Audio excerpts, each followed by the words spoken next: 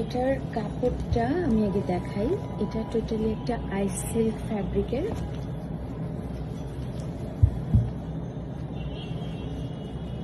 ইলাস্টিসিটিটা অনেক এবং থাকে না, পরতে খুবই কমফোর্টেবল।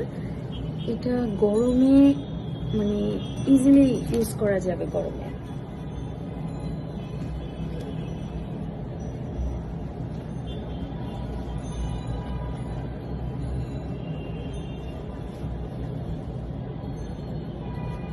ব্যাপারটা হচ্ছে এমন থাকবে, এই সাইডে একটু ডাবল প্যাকিং করে দেওয়া, মানে ডাবল সেলাই, কাপড়টা ডাবল করে দেওয়া যেন হচ্ছে, এবং ভিতরে একটা নেটের মতো করে দেওয়া আছে, যে নেটটা, এই যে একটা নেট আছে ভেতরে, যেন পেটের সাইডটা একটু কম বোঝা যায়, পেটের সাইডটা একটু টাইট হয়ে যায়। আর এই সাইডে যে প্যাডিংটা, এটা প্যাডিংটা আমি দেখিয়ে দিচ্ছি। এইদিকে থাকবে প্যাডিংটা এবং পিছনের সাইডে এই যে এখানে শেপ একটু পিছনের সাইডে একটু এনহ্যান্স করবে। আমি প্যাডটা দেখায় দিচ্ছি। এই প্যাডটা খুবই মোটা,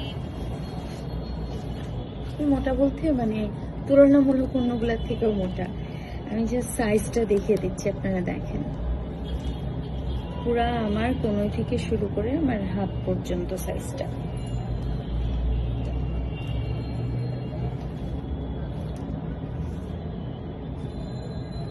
ঠিক আছে।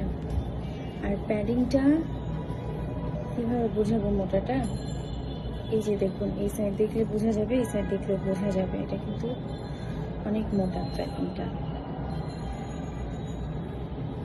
দেখে মনে হচ্ছে অনেক চিকন টাইপের কিছু, কিন্তু আসলে যখন পরা হয়, এই এতটুক জিনিস বডিতে যখন থাকে তখন অনেক মোটা লাগে দেখতে।